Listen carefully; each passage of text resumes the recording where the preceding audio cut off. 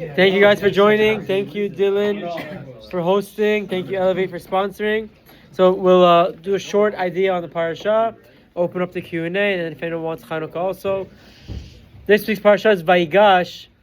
We're in probably the most, this Shabbat is probably the most emotional, if you want to call it, or the most exciting episode in the whole saga of Yosef HaTzadik, Yosef and his brothers. A quick synopsis, 10 seconds, 15, 20 second synopsis. We began Yaakov, Vayeshev, we spoke about it, that he wanted to reside in Israel, and all of a sudden, Yosef and the whole saga begins. The brothers were jealous of him. Yaakov had favoritism towards Yosef. Yosef was clearly young and, based on the understanding of the Chumash, was relatively immature. Yosef would keep tattletaling on his fathers, as the Midrashim tell us, and the brothers, according to the Midrash, got overwhelmed with him and eventually sold Yosef as a slave down south to Egypt. They didn't know what happened to him. They sold him as a slave.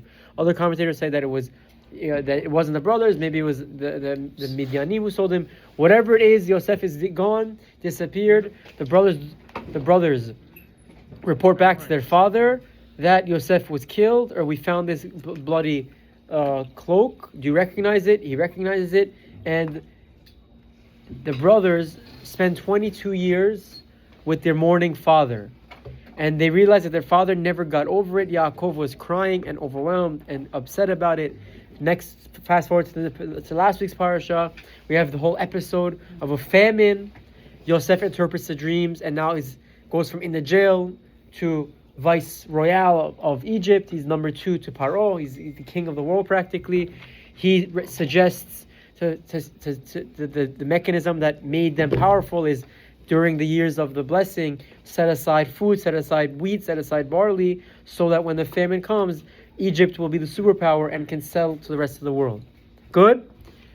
Now we get to this week's parasha. The brothers, famine strikes Israel, Canaan. The brothers go down once. They get food. They're accused of being spies. They say that we're 12 brothers. One brother is missing. The other brother is with our father in Israel, in Canaan. We came to just get food. We're not spies. Yosef recognized the brothers. The brothers didn't recognize him. This is all what the Torah tells us. And what happens? Yosef says, I think you're spies. Take the food back to your father. I'm keeping one of you as hostage. I'm keeping you one. He takes Shimon, puts him in jail. And the brothers go back up and they tell their father, give us Binyamin so we can get redeemed Shimon. At first, Yaakov says, I lost Yosef. Shimon is missing. You want to take Binyamin? I'm going to have no one left. My whole family is going to be gone. So he denies. He refuses until the famine gets even more tough. They run out of food and they have to go back down to Egypt. There's an encounter with Yehuda and his father, and it says, I'm willing to sacrifice my this world and my next world, based on the Midrashim. Don't worry, I'm not going to let anything happen to Binyamin. They go back down, and now we're getting towards the end of last week's parasha. They go back down. Yosef does a big meal. Oh, you guys weren't spies. He was so happy. They get a big meal. Shimon, they get food to go back up to their father. When Yosef places the goblet in Binyamin's bag and sends them off, they didn't know this happened. He sends his servants, go get those people that were just here. They stole from me. They have my goblet. They confront them and they say, whoever stole your goblet shall die, and the rest of us will be slaves. Good? They go through all the bags. Lo and behold, the goblet is found in Binyamin, the youngest brother's bag. And last week's parasha concludes with the brothers tearing their garments, mourning, and they all go back to Yosef, refusing to let this end. We get to this week's parasha. All of the drama last week ends with a cliffhanger. Vayigash Yehuda confronts Yosef, and the Midrashim are very detailed, very explicit. He was very extreme, very confrontational. We can discuss that another time. When eventually, what happens? I'll read the psukim inside. That gets in the second aliyah of this week's parasha. Extremely emotional, extremely powerful. Yosef couldn't handle it anymore. He couldn't handle. Yosef recognized his brothers. They didn't recognize him. He couldn't handle this. The brothers were distraught. Why is this all happening? What's going on? Shimon is held hostage. Now we're all going to be kept. We're going to be kept as slaves. They're going to kill Binyamin. How are we going to go back to our father? Our father's going to die. Vayomer Yosef el Echav. Yosef tells his brothers, Ani Yosef, ha'od avichai. Is my father still alive? You really get the chills. If you're really involved in the parasha, this pasuk gives the chills every year. And the brothers couldn't answer him because they were so shocked. And then Yosef responds again. He repeats again. Yosef elachav, Geshuna elai veigashu, come close to me. Vayomer, Ani Yosef achem, I'm Yosef your brother. Asher mechatem oti mitzrayim, that you sold me to Egypt. And everything, all of the questions, all of the concerns for the brothers with 2 words, Ani Yosef, all made sense. Why did he keep Shimon? Why did they accuse him of being spies? Why did he care about our brother? Why did he care about Binyamin? All of these 20 years of without Yosef, all made sense with the 2 words of Ani Yosef. The Chavetz Chaim says something very powerful. The Chavetz Chaim explains that this is an analogy for what's going to come to us as well. The Chavetz Chaim says that we all live in this world, and sometimes we might forget why things are happening. We might forget that this world is temporary. And not only that, there are a lot of question marks in our lives. I don't understand why this person got sick, God forbid. I don't understand why I lost money here, why work didn't do well this month. I don't understand why you guys are young and no one should ever know. How come we can't have kids? How come we're not getting married? How come this person's sick? There are real problems in this world. And there's no answer to the fact why good things happen to bad people. That was Moshe Rabbeinu's question. Hashem says there's no answer. For you to know, you'll have to be with him upstairs.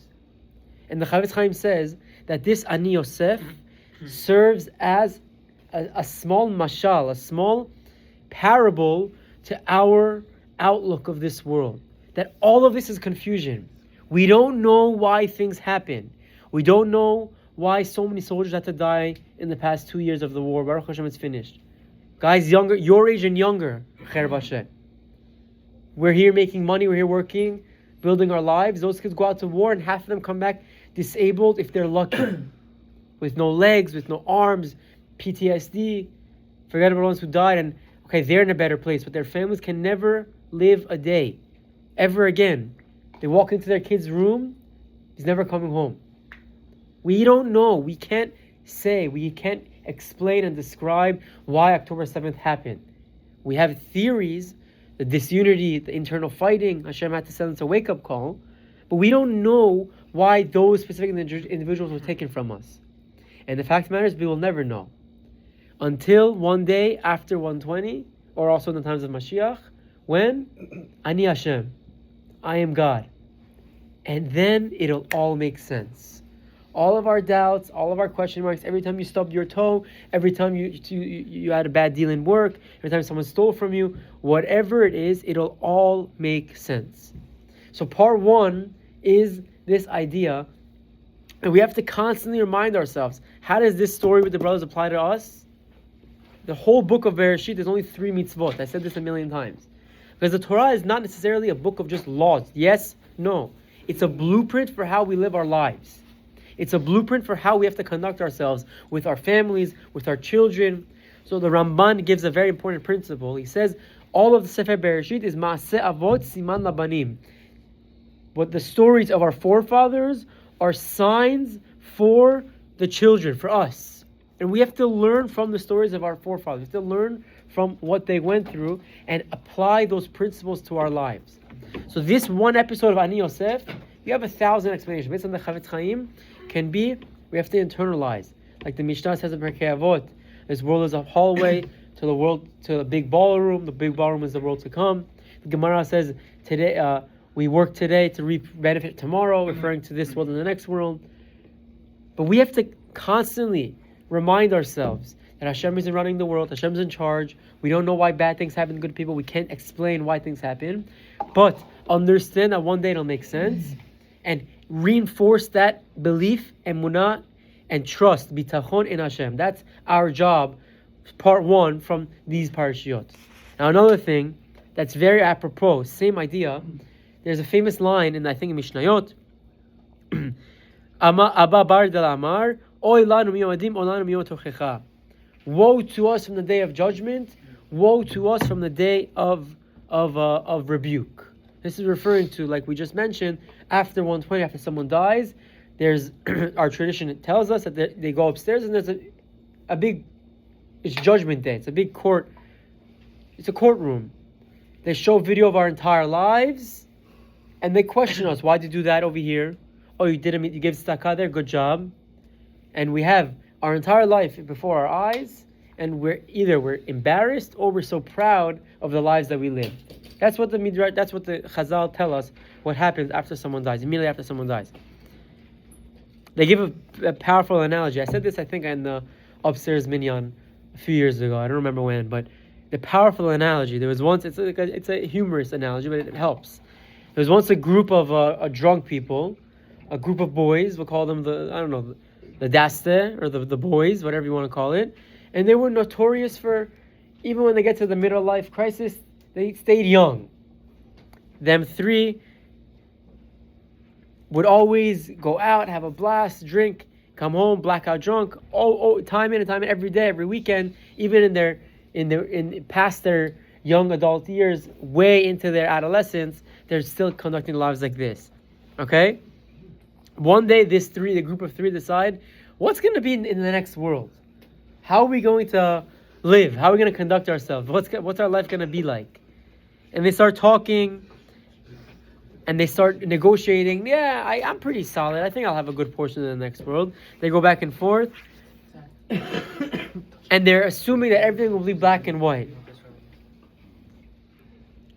But what they didn't realize is when we get summoned, when the time comes, after 120 hopefully, before Hashem, there's no gray areas. Like we said right now, the entire life is played on a movie, from A to Z, no questions, no defending ourselves.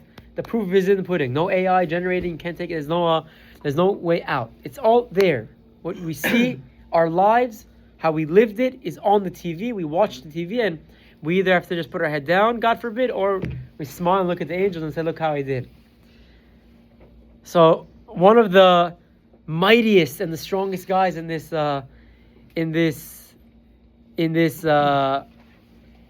group unfortunately passes away and is invited to the upstairs. He goes upstairs after the shiva, after the guys whatever, all the guys are upset, they're mourning, they go to sleep, and that night he came to the two of his friends in a dream. He came to him in the dream, and in the dream they see him, and the friends look, Moshe, what? I can't believe I see you in the dream. Tell us what it's like. Tell us what it's like. They made a deal while they were still alive. The first person to die will come back and tell the other ones in a dream what the next world's like. Oh, thank you for coming back. What's it like up there? And the guy says, you don't know. This place is not what I expected. And they look at him and they see, why does he look so different? Why does he look so tired? Why does he look so burnt and so dark? And they say, and the guy looks at him and says, boys, don't worry. Everything is amazing. Everything is perfect. Just avoid the arak. Whatever you do, avoid the arak. Don't drink arak. And the guys look, come on, Moshe, you know that we love ourselves a good arak. Don't tell us. Tell us something else. What else should we not do to get there? Of all things, they have to take away our arak. Let us haul. Let us enjoy life. You know that the beautiful taste of arak, we need that. It's impossible that we'll continue our lives without arak. So Moshe continues and tells his friends in the dream, he says, when I got upstairs after I died, I came to the heavenly throne, and they sit me down, the judges sit me down, and they say, okay, time to open up your balance sheet, let's pay back your movie, let's see how you lived your life. And they started by, did you study Torah? Did you finish, you know all of Torah, you're familiar with the Chumash, with the Nevi'im, with the Tanakh, with the Mishnayot, with Gemara? And the guy looks up and says, I have no idea what you're talking about. Who's the Chumash? Who's Avram? What's Moshe? Okay, fine. Did you pray? go to minyan, where you put on tefillin? Did you have a connection with Hashem in that way? He said, yeah, I would go by the beach. I would often put on the Chabadniks. I wouldn't say no. My boys, they always made fun of the Chabadniks. I put it on once a week, whatever, once a month. In the summer more, in the winter less. It depends on my schedule. Okay. And they continue asking questions. What do you do for your living? Oh, of course, I would work very hard for my family. What do you do with the money? Did you give tzedakah? Did you enable others who are less fortunate to have better lives? Did you support your community? Did you support Torah learning? Did you enable more good things happen in the world? No, listen, rent was very high. It was very difficult. I didn't have any leftover money. Okay. And they look at him and said, so what do you have to tell us? No Torah, no tefillah, barely wore tefillin, no tzedakah. You didn't think about the future ever? You never thought one day I'm going to be dead and I'm going to have to deal with these questions? And the guy looks at it and says, to be honest, no. You only live once, and I enjoyed my life. We would go out with the boys, we would have fun. Saturday night, Sunday night, we would drink, it was fun, we enjoyed it. Back to work Monday morning, make a little bit of money, and I would spend it on Saturday night. Why would I have to think beyond that? I was living life. So the angel looks and says, okay, let's change the topic. What foods did you enjoy? Oh, I loved food. Okay, let's avoid food. What drinks did you love? Did you drink anything? Oh, I loved alcohol. White wine, red wine, whiskey, and don't even get me started on arak. I loved arak. It would go down, it was sour, it was bitter on its way down, but then it would get to my stomach and it would warm my insides and it let me let loose. I loved arak more than red wine, more than white wine, more than beer, more than whiskey, more than vodka, more than tequila. Arak was my go-to drink. And the guy looks at him and says, I don't understand. You just told me that you didn't think about the future, but you know that you loved the arak. You loved the feeling that after you drank the arak, that it would settle, warm you up, and give you that buzz. What happened to not thinking? Why didn't you think about the time that you have to come and give judgment for what you paid for the arak, for what you did under the influence of the arak? And they obviously sent him to the opposite direction that we all strive to go for. And he comes back to his friends in the dream and he tells them, just avoid the arak, just avoid the arak. The idea isn't necessarily the arak. The idea is when we live our lives in this world, there are always things that are pulling us in multiple directions. There are things that are taking us in this way, things that are taking us in that way, and we very frequently need to realign, refocus, and make sure that we're not getting too pulled apart, too pulled away from our job and our mission and our goal in life. And obviously everyone is on our own level, we have our own path, but part of that goal is a connection with Hashem, is a connection with God. And each one of our connections with Hashem is not the same, is different. And that's okay. As long as there's a connection, as long as we pick up the phone to our Father in Shamayim in heavens and call